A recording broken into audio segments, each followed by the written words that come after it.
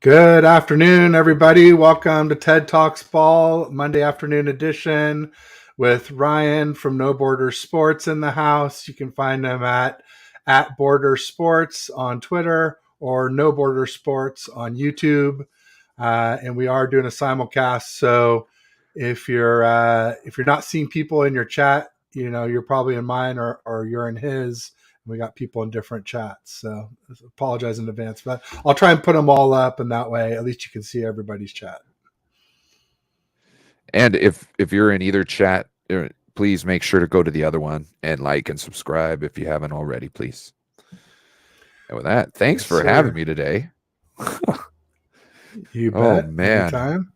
Oh, geez. It would be better if I didn't just crack my rib like I was telling you about. Probably be able to be a little more excited.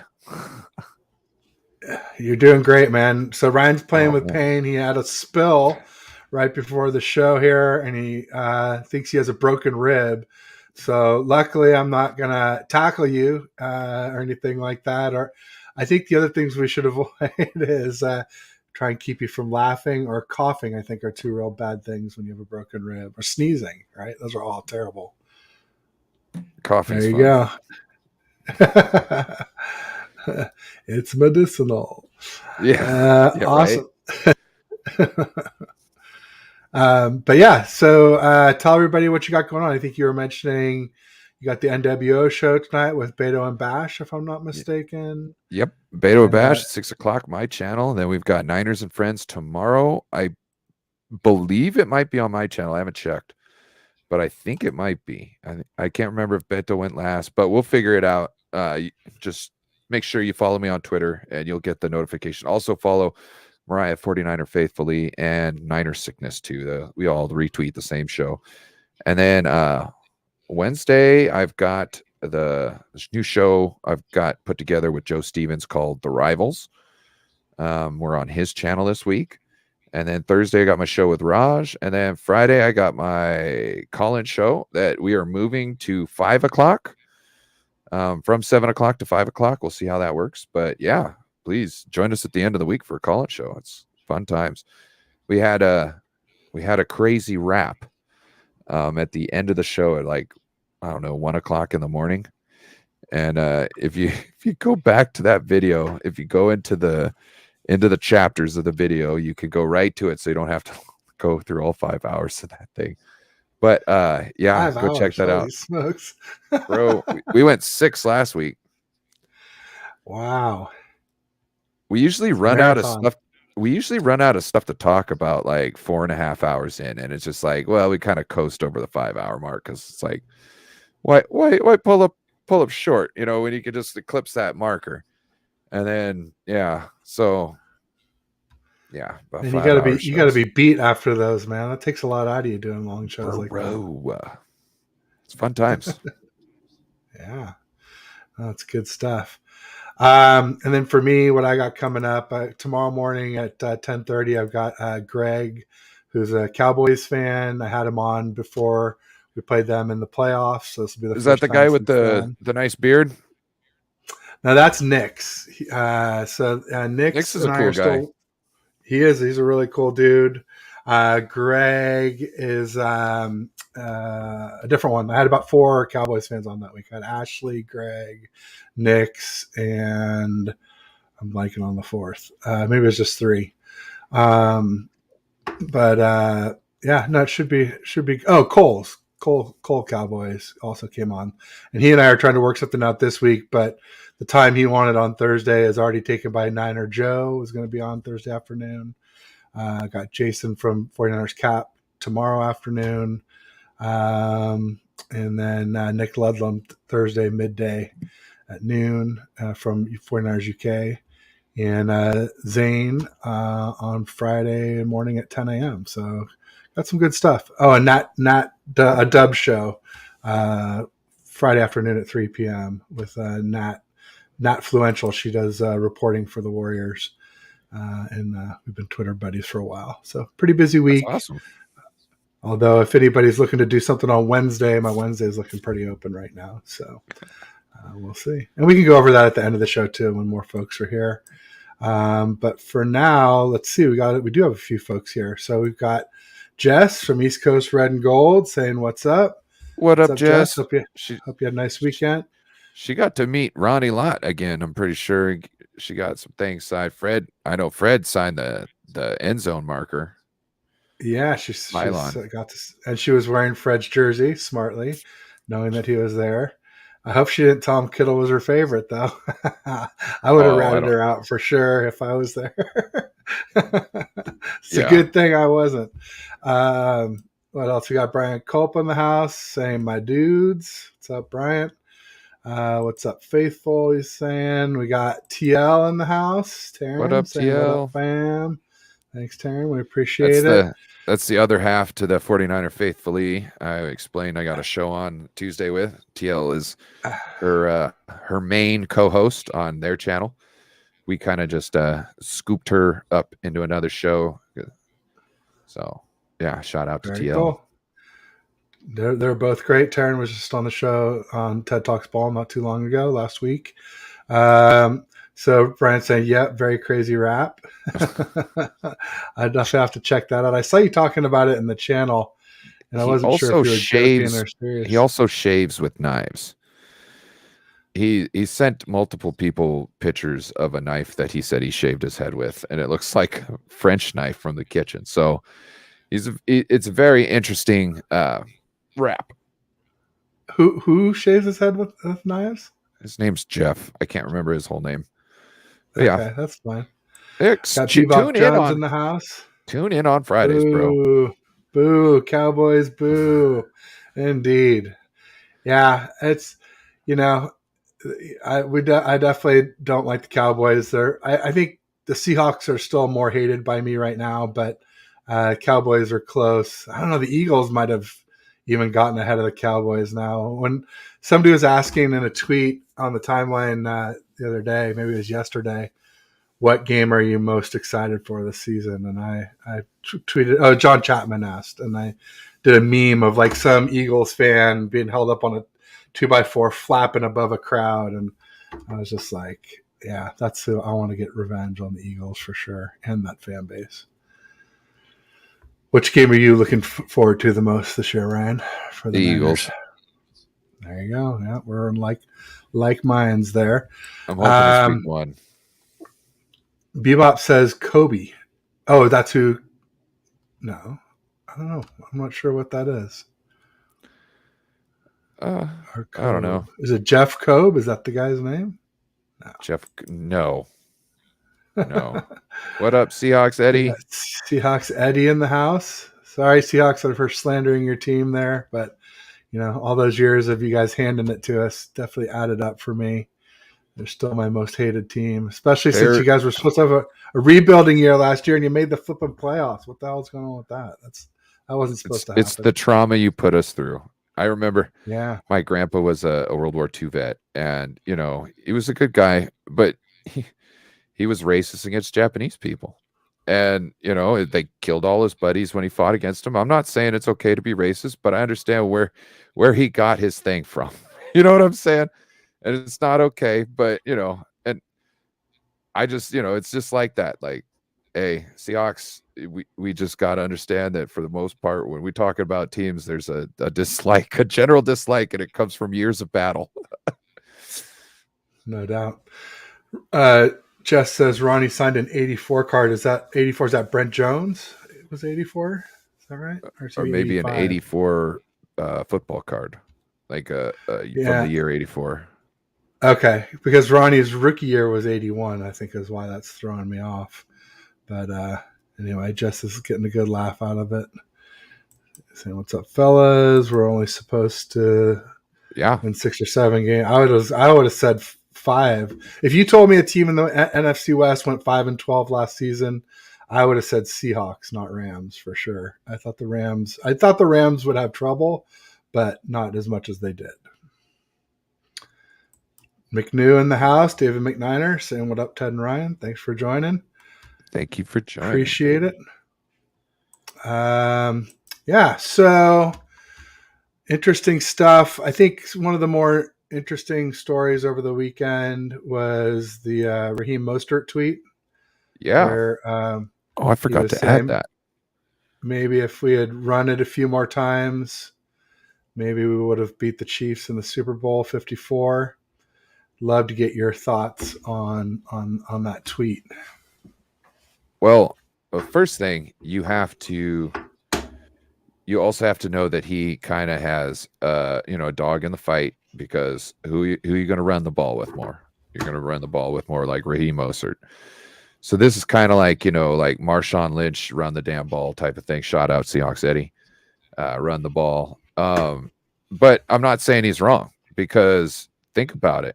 Everything he said is what you would do to try and keep yourself ahead with time left on the clock.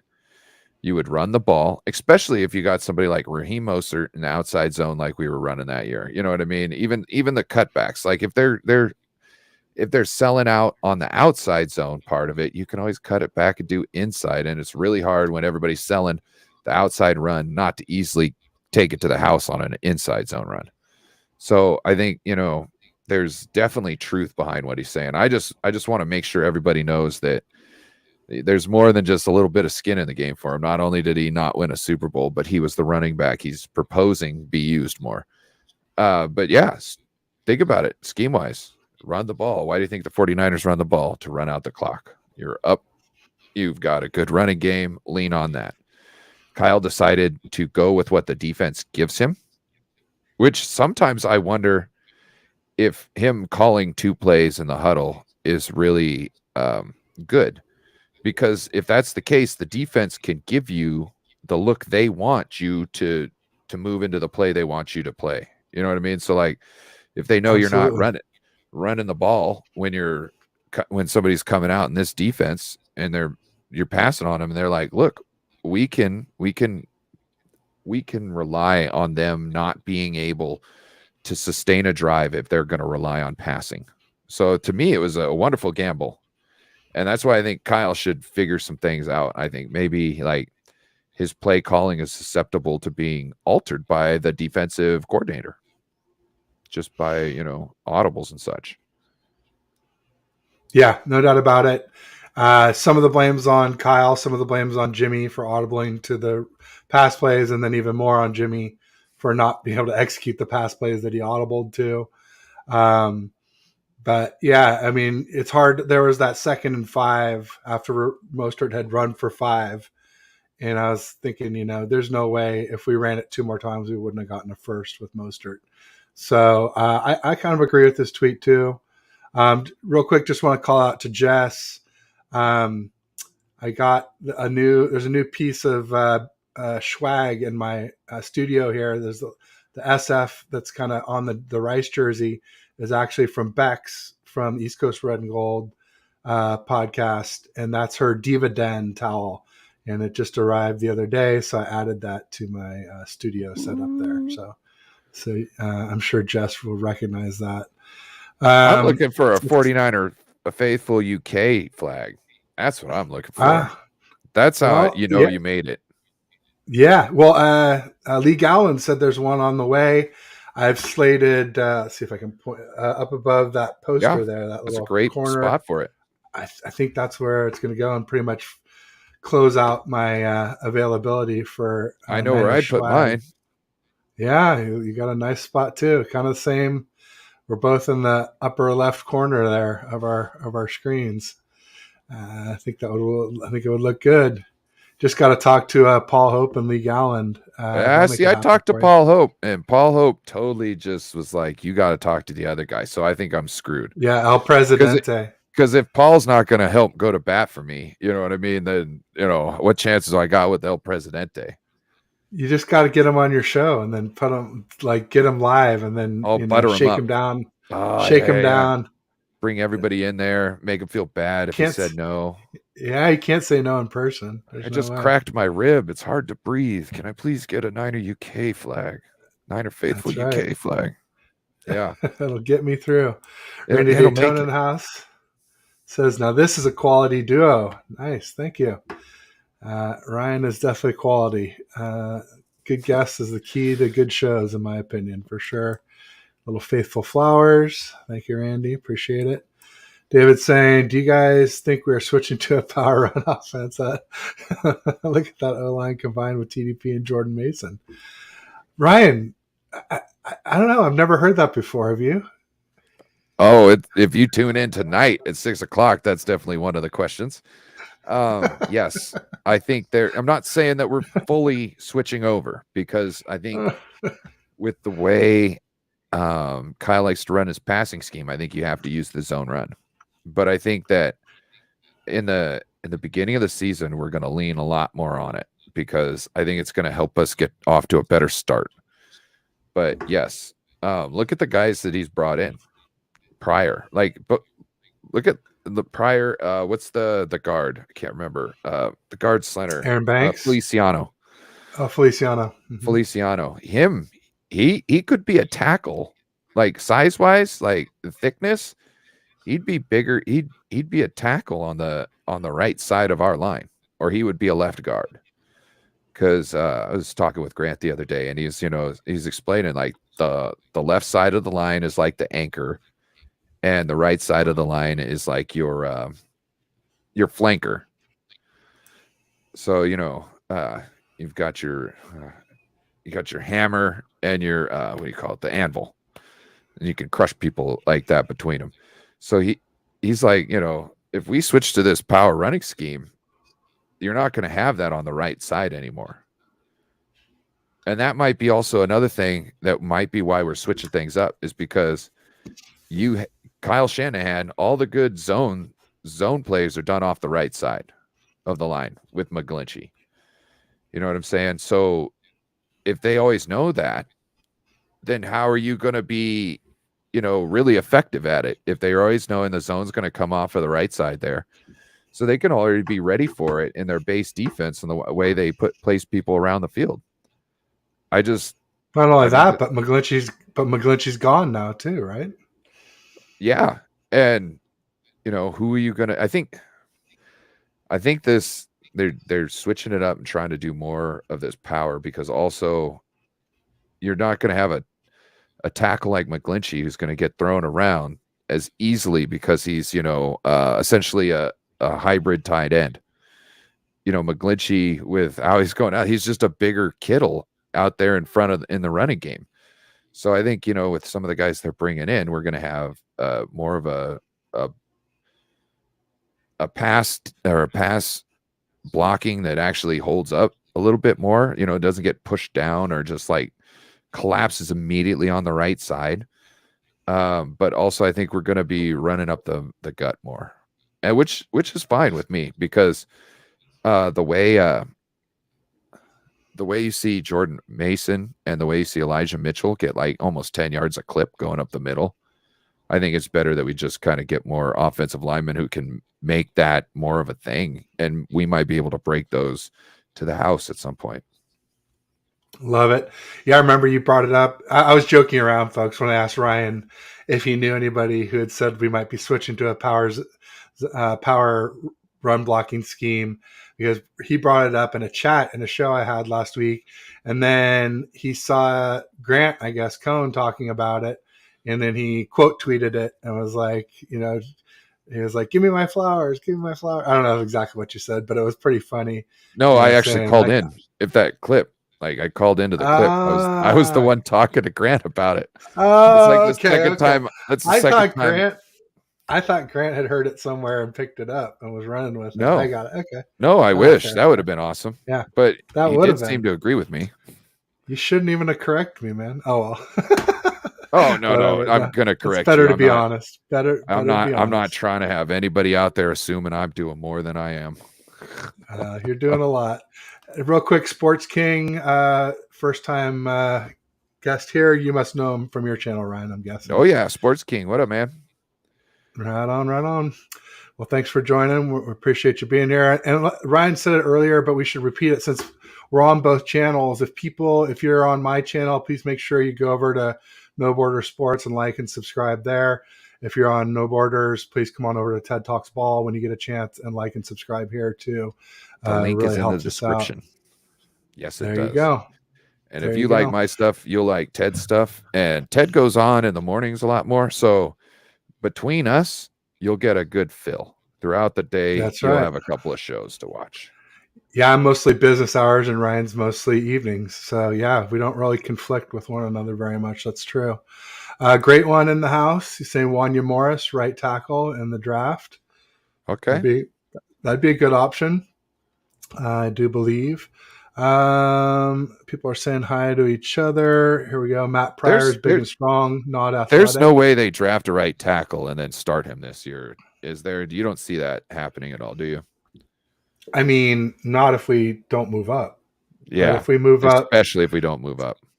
yeah, if we move up, 60 or 50 ish, maybe like mid to But late second round, at the maybe, same time, Burford started last maybe. year and he was a 5th rounder. But for the most part, like you don't see a lot of people who, get to start their first year.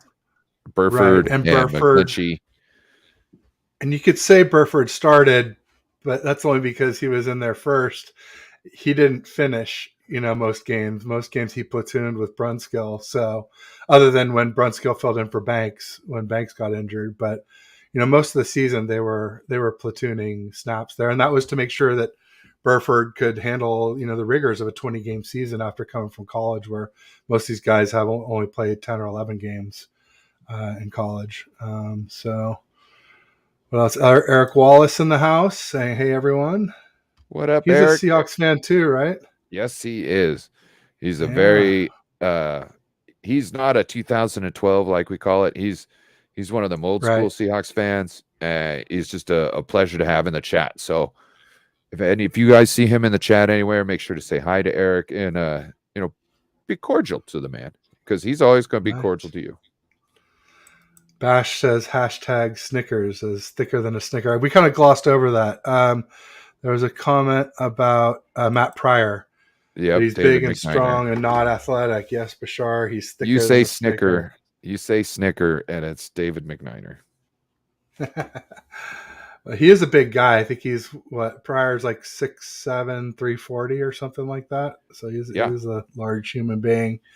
But yeah, probably not going to get out on the second level the way athletic Mike McGlinchey did for sure. What else? We got Damian Lee in the house saying, "What's what up, up, faithful? Damien? Thanks for joining." He's saying, "What's Palpatine. up, Palpatine?" Palpatine got messed up, bro. Ah, Yeah. I tell we need everybody the if Force. we got a bunch of people here who weren't here at the beginning, so Oh, I can tell them. Ryan had a little spill prior to the show and is suffering through a busted rib at the moment. So yeah, don't make him about, laugh. Don't make him about 2 cough. hours Don't make ago. him sneeze. And for sure, we're gonna play a 2-hand touch, no tackle right now. So only I don't know. only Get me pissed off and tackle me once, and it might just change the course of the game. Look out. We got Ben Camperman in the house saying, Oh, "What's what up, up? Thanks for camperman? joining. Camper Report. Check out his channel. He's a friend of ours from the 49ers Podcast Network. He's been on TED Talks Ball. We're trying to figure out part 2 of that one of these days. So one of these days we'll get that going. What else? Still need to have you on, Ted. But if you want to have me on first before you come back on TTB, that's fine too. Hey, Ted's got openings weekdays are the best Wednesday. time. Ted's Yeah, got I'm openings pretty open Wednesday, Wednesday. camper. I got openings most of the week, but Wednesday is wide. Well, I mean, I should say Other than the it's. evenings. I do have like a doctor's thing I have to do, but from like 11 o'clock to 5 Pacific, pretty open. Also, kind of I'm trying not to book 3:30, which is my first and TED time with Aaron, in hopes that somehow he'll like decide that he doesn't want to step away and come back. But if somebody wants it, I'm going to fill it. I have a feeling it'll be a couple weeks before he comes around. Hopefully. Yeah. I think he's from what I hear, he's appreciating the downtime. I asked him, Good. has he found any other hobbies? He says, video games, bro. And I said, the good old faithful. So he's got good. something to do with his time, just as long as he's having fun and he knows we all still appreciate him.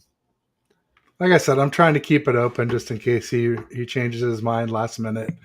But at the same time, if somebody wants it, I will book it if it's the only time it works for someone. So,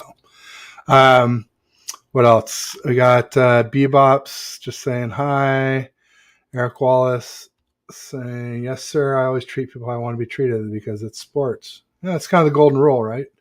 Do unto others as we'd have them do unto you, right? Like, don't do anything you wouldn't want someone else to do back to you. It's sort of the way I try and lead my life. So, as far as last week, it's kind of interesting with the owners' meetings, with Lynch and Shanahan and Jed York's comments regarding young Brock Purdy. A little bit of disconnect, one might say.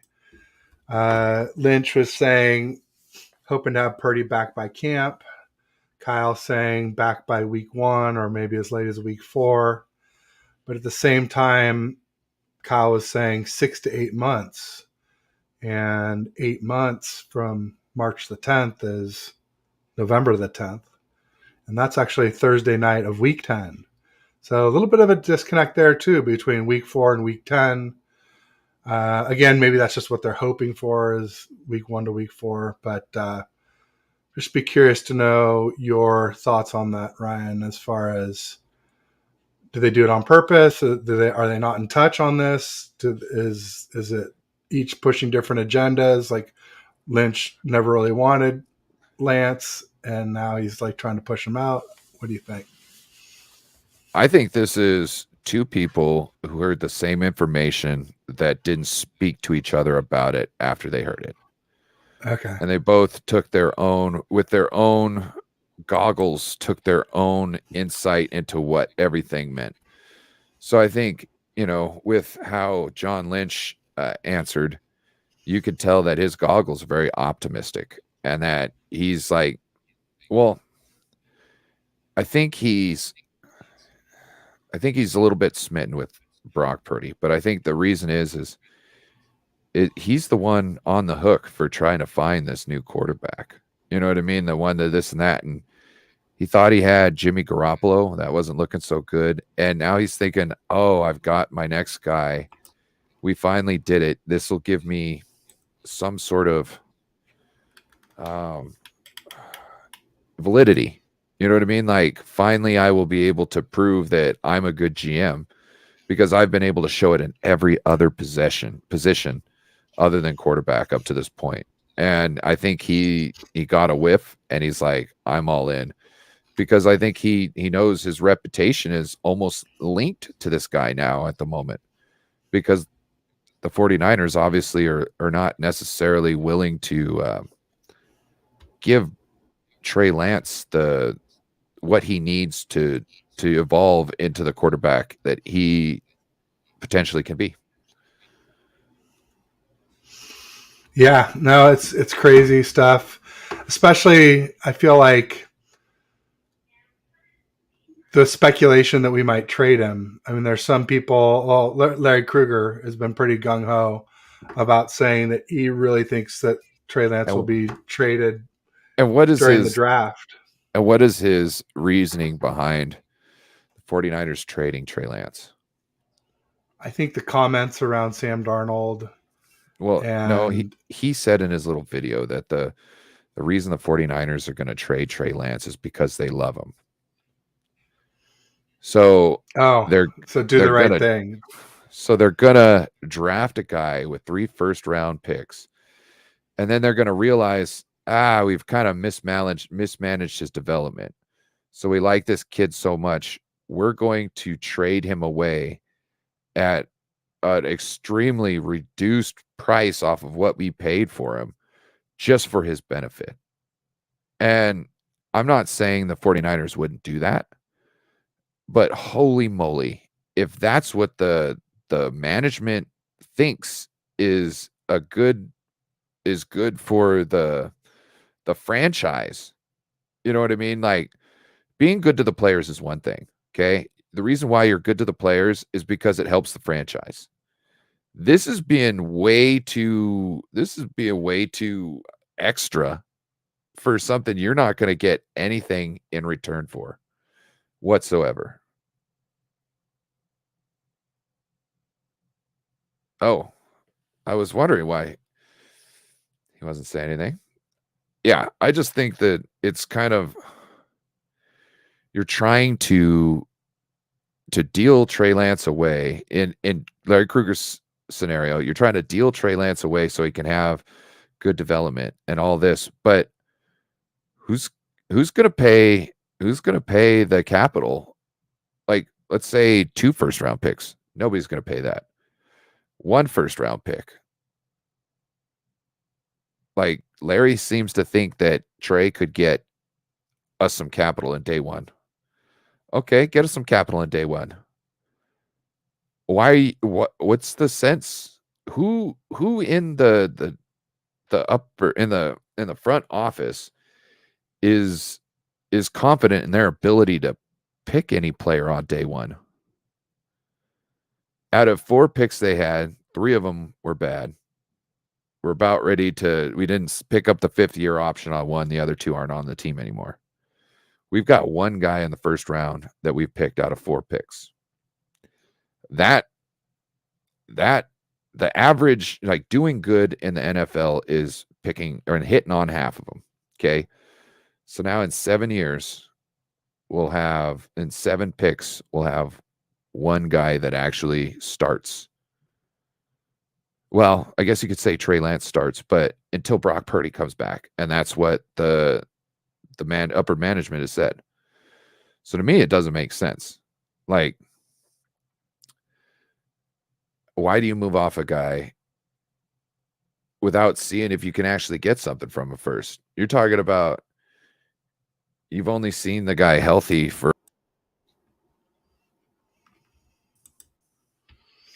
Hello. Hello. Had a little blackout. Yeah, I seen that. I was like asking you a question, and I was like, why isn't he answering? And I was like, wait, am I frozen? And right when I go, am I frozen? Like I was thinking my connection was screwing up. And right when I thought that, you bounced out. I went in the middle screen. I was like, okay, that makes sense now. Somebody's connection was messed up. Yeah, we've had a lot of blackouts here in the Mid Peninsula, but like they've always been with like massive rainstorm, these atmospheric rivers we've been getting, massive rain or massive wind. Today it's like clear as a bell outside, no wind, no rain. I don't know what the deal is, but I was able to at least get my personal hotspot going on my mobile phone. That's what we're running on right now. Until I can get like the cable modem back to working. Do you know what a lahar is? A lahar, I've forgotten. A lahar is like it's like a flood / wave. Oh, so right. So if you got a whole bunch of, it's usually like a lahar there's so much water that it just overrides the banks. But a lahar only needs to be moving at 6 miles an hour to push a house off its foundation. It's like, because they talk about right here up in Washington, they talk about Mount Rainier as an active volcano, and if Mount Rainier blew, it would flash liquefy about 7 glaciers on the top, which would bring lahars all the way up to like Seattle. So in 30-40 minutes, you could have floods around the areas of Seattle. And so people talk about that. So that's why I was like, hey, have you ever heard of lahar? Yeah, I remember the term, but I had forgotten what it meant. And that makes sense of like, it's like sort of like a mudslide almost, but with snow and water and trees and whatever else gets in the boulders probably. And 20% of Seattle is supposed to liquefy in the next big earthquake, which isn't good. Wow. Essentially, it just means shake and settle into the water, but they call it liquefying. Yeah, and we got a subduction zone off the coast that hasn't popped in like 550 years, and it's supposed to pop every 500. Oh man, yeah, I'm familiar with liquefaction. When I was in the city, I was very close to the marina, which is built on fill, and landfill tends to liquefy where it starts to shake. The water turns into basically like slushy water, and buildings just sink into the ground and disappear. It's pretty wild stuff, no doubt about it. Here I'll say a little prayer that Seattle doesn't have any big earthquakes coming up. No doubt. It's inevitable. It's inevitable. I suppose it is. Randy Daytona was saying Trey could just be a victim of circumstance and a new start somewhere else because another team sees his value. Maybe we can get 75% of our haul back. No, 75% of our haul would be 2 firsts, right? I mean, somewhere around there. Yeah, well, we're not going to get 1 first for Trey Lance right now, not without letting him play and show what he can do. That's what I'm saying. They're like, you're talking about, like, I don't know how to explain it, but it's like selling something before it's like selling a pepper plant for like $3. You know what I mean? When once it's harvested, you're gonna have like $20 worth of peppers. So you're selling a pepper plant to somebody, but if you just hold on to it, you wait a couple months, you could sell them the peppers for more money. And that's why it's like and I don't want to get rid of Trey. I think he's our answer.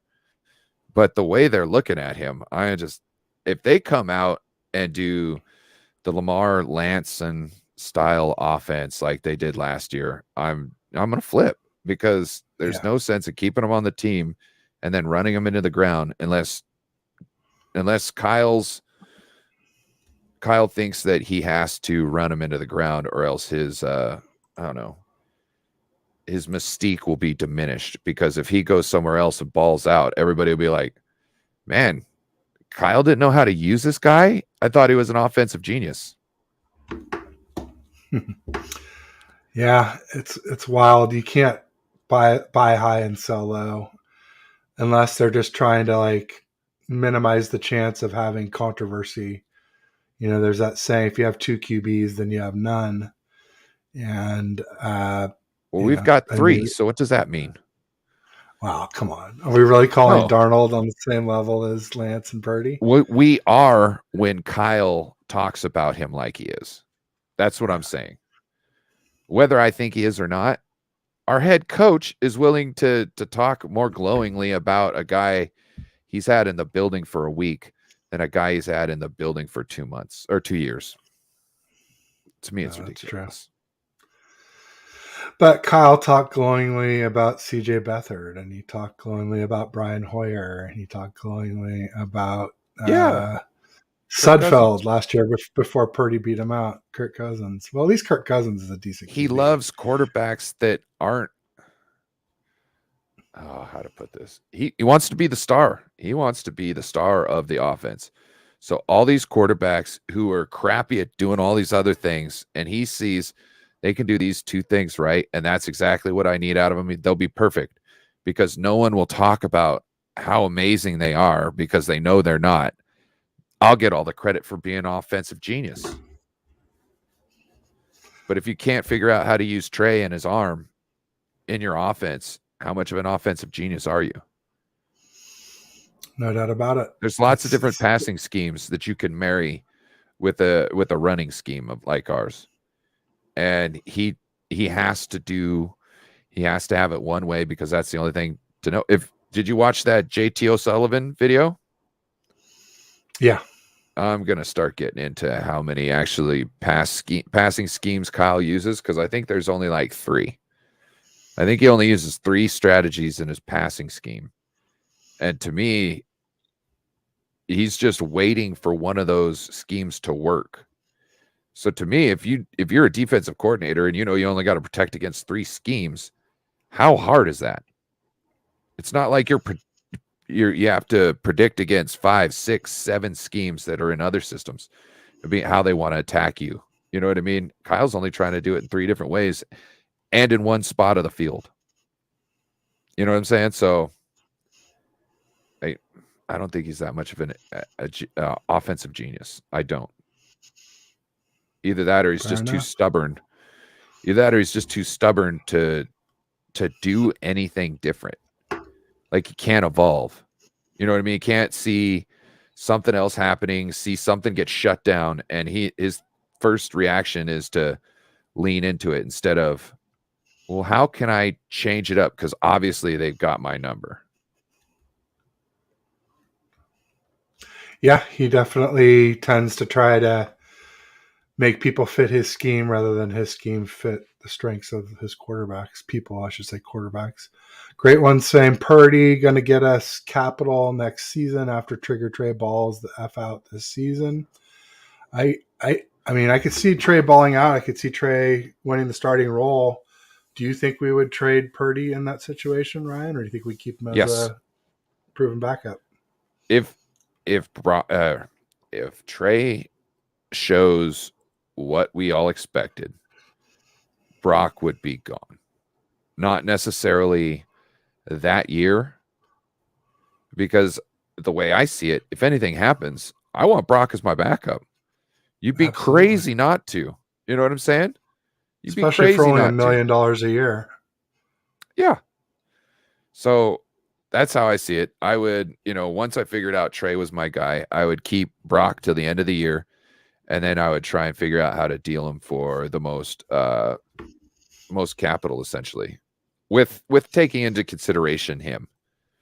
You know what I mean? Like, I'm not saying that you have to give up somebody you gave 3 first-round draft picks for and, trade them away for a second-round pick. But if you're talking about an extra pick, and one's in the 5th and one's in the 6th, and you can send Brock to a good team where he might have, the best chance to for a career, what's the hurt in that? You know what I'm saying? Take the 6th. Who cares? Oh, I mean, we should be able to get a lot more than that. I was thinking at least a second. I'm talking about 2 seconds. Yeah, but if you got the 2nd and someone's offering you a 2nd and a 5th, and then they're like the Browns or something. Let's say something happens, and they're just a shit team, and you're like, and then somebody good, let's say Miami's like, oh, let's give a 2nd and a 6th. I'd go 2nd and a 6th all day and send them to Miami. Send them with family. Oh, I send see them with somebody. Yeah, so it's like when it's almost same. You know what I mean? Where you're talking about you're getting a little bit more, and there's like no real clear advantage one way or another, because you see how the 49ers pick in the draft. It doesn't matter if it's a 5th, a 6th, or a 7th. They're gonna find somebody to bring in the building who's gonna compete. And so I don't think, when it comes down to picks like that, that's why I think they should just trade away their first-round pick every year. Are we talking about this? We might do it this year to move up to get our right tackle. I wouldn't be surprised if we pull up the 2024 first. If we had a first-round draft pick right now that we could use for this year, what I would do is I would find somebody who wanted to move up, and I would ask them for their next year first-round pick, and then I'd ask them for like a 5th and a 7th, or like a 6th and a 7th, something like that. I want to get 2 of them lower picks out of it. The reason being is we pick better there. So next year we'll end up having 2 first-round picks. Now we could try and move those picks backwards to get more draft capital in the later rounds. And you keep doing that until you have, like 3 first-round draft picks that Kyle Shanahan wants to decide he wants to just throw down the drain on somebody.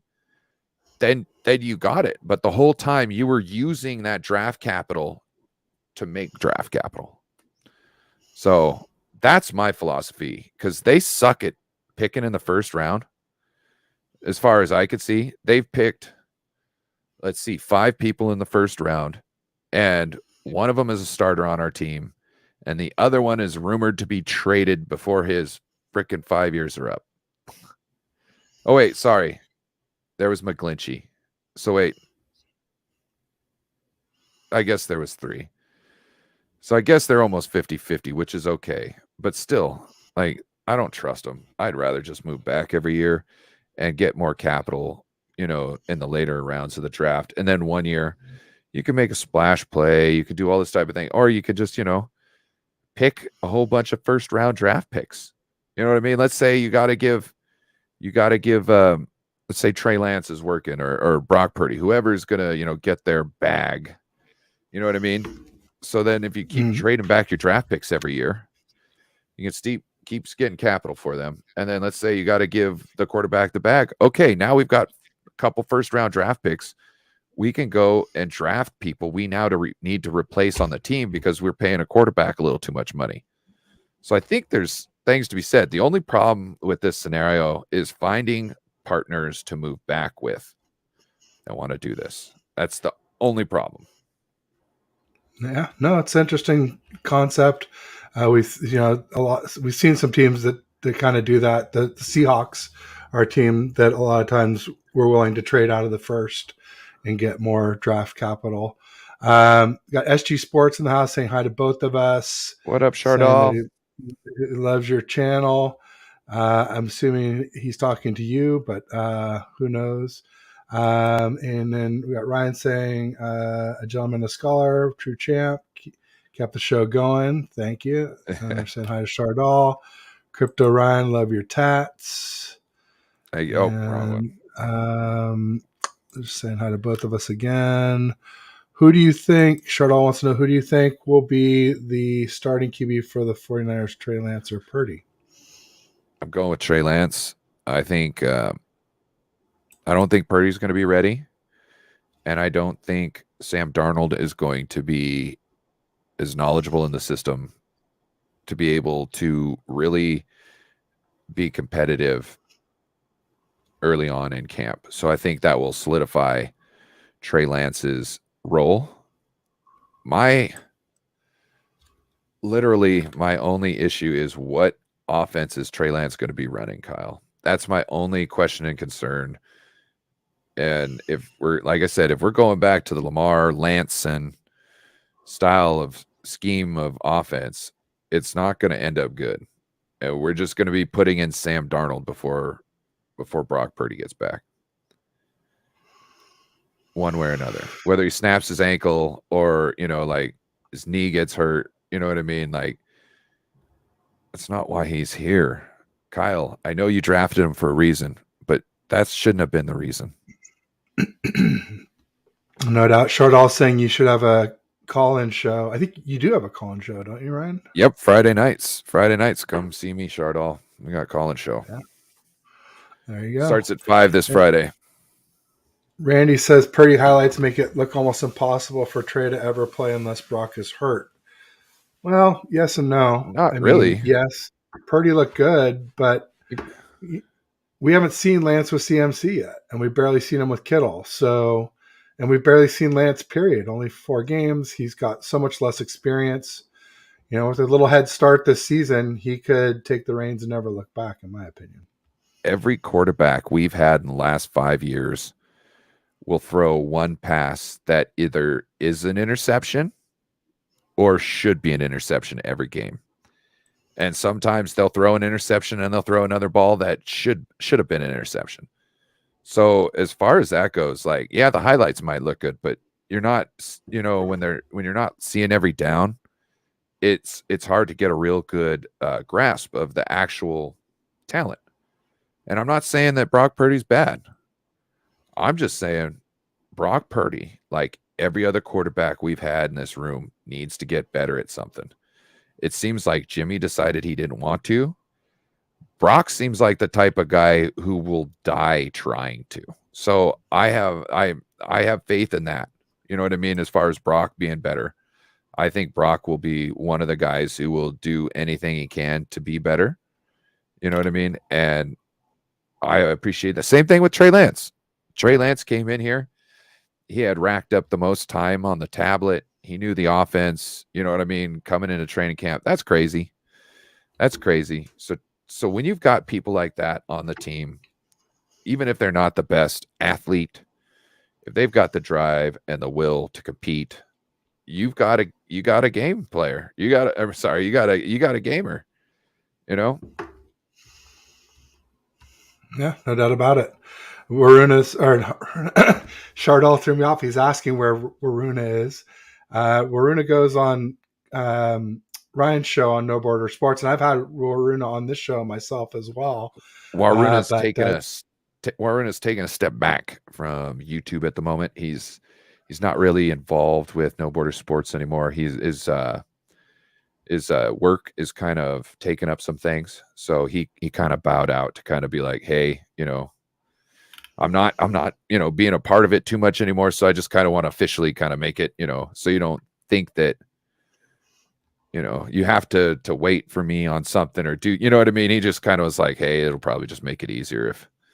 So that's unfortunate to hear. But we appreciate Waruna. When you see him, make sure to give him the love and let him know that you're thinking about him, because he always appreciates that. And make sure to, anytime you see one of his articles, go read that, give him feedback. Writing the articles is one thing he's always been passionate about, and even more so than doing YouTube. So please, when you see that man drop an article, go give him a thumbs up, give him some criticism, whatever you need to have a conversation with about his article, because that's what he loves. Randy's saying he thinks Kyle's definitely switching up his style this season. So that would be maybe the power run game you were talking about. Great one saying Purdy to Washington or Miami next for a first. See that? Pete Gorman in the house. I don't know if I know Pete, but welcome, Pete. What up, Pete? I predict Sam Darnold plays all season. Okay. That could be possible. A thing. It's totally possible. But I wouldn't. Injuries happen. Don't bet your rent money, Pete. I just think that if I'm Sam Darnold, I'm not worried about fixing Kyle's situation. I'm worried about fixing my situation first. So I'm not worried about competing for his starting quarterback spot before I know all the ghosts are out of my closet. You know what I mean? Because it's kind of hard to compete for something when deep down inside you're not confident. You know what I mean? And to me, that can do you more harm than good, because this could be one of his last chances.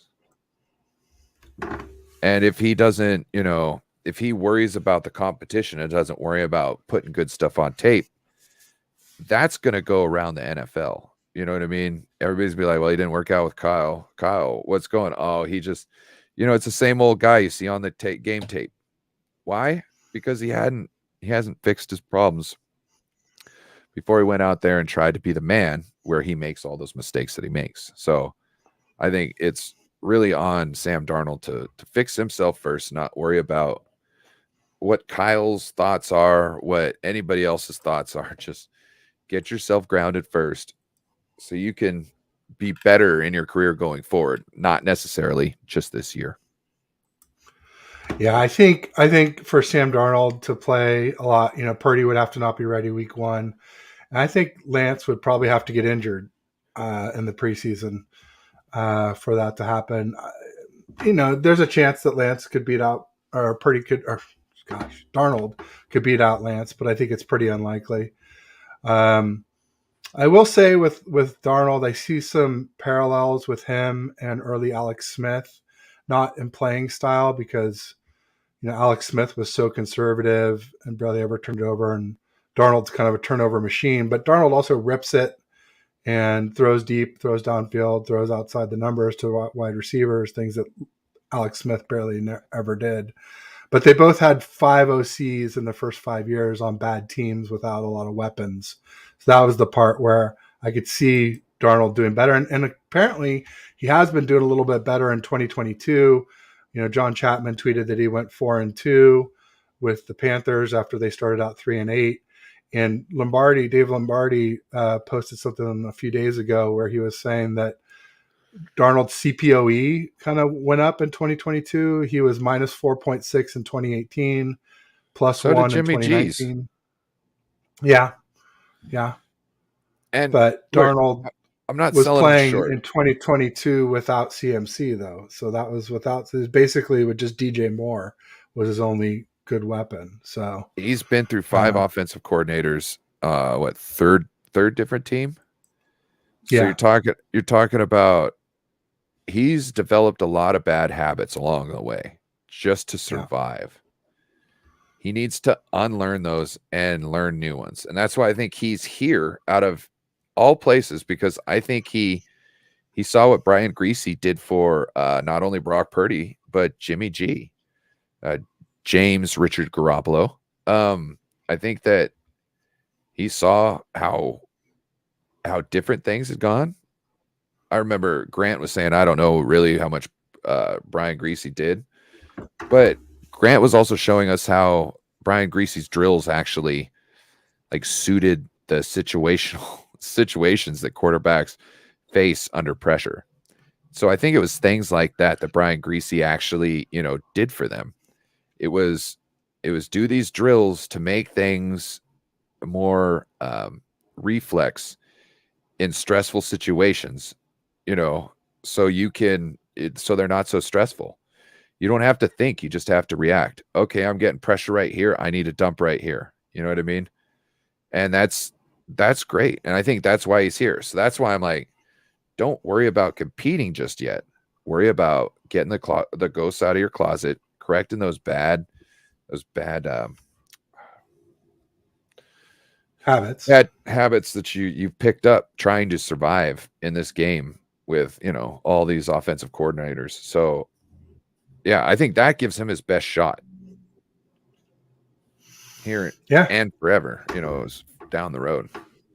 Yeah, no doubt about it. I mean, I don't think he's going to light the world on fire, but he might be closer to that number 3 overall pick, like the way he and Lance were both picked number 3 overall. Yeah. Than the $3 million that we're paying him, which is just, a tiny amount for any QB in the NFL. So I have a feeling he could be better than a Marcus Mariota. Possibly, especially with Kyle's always liked him. Yeah. So I do see potential in the guy. It's just, will he be able to get rid of those ghosts in his closet? Yeah, and I just hope we don't find out. I just hope Lance and or Purdy play all season, and we don't ever even find out what Darnold can do. That would be the best of all things. But knowing us and knowing our QB injuries, we'll probably need and see all 3 at some point. So it'll be interesting. But Ryan, we are getting up on an hour here. Yeah. And I do have to go take care of my son. Daddy duties call. But we didn't even get to like defections or additions or the NFC, the AFC overall outlook, all those things. So I think it's just another sign that we need to get together again soon and chop it up again and finish up, all these conversations that are still raging here in the off season. Most definitely. Let me know when you want to get together. All right, my friend. Sounds good. Everybody be sure you check out Ryan. That's at Borders Sports on Twitter and No Borders Sports on YouTube. He's got the NWO tonight, Niners and Friends tomorrow night. He's got something basically every night this week. So just check out his channel, check out his Twitter. He'll give you guys some heads up to know what's coming up. And then for me, I've got Cowboys Greg tomorrow at 10:30 in the morning, and Jason from 49ers Cap tomorrow at 3. And I can tell people about other shows. Not much on Wednesday and a few on Thursday and Friday. So check us both out. If you were watching on Ryan's channel, make sure you come over to TED Talks Ball and like and subscribe. If you're watching on TED Talks Ball, make sure you go to No Border Sports and like and subscribe. It really helps us to keep doing what we do for you. Shardal, hit me up on Twitter. All right. Sounds good, everybody. I'm just going to say peace and go Niners.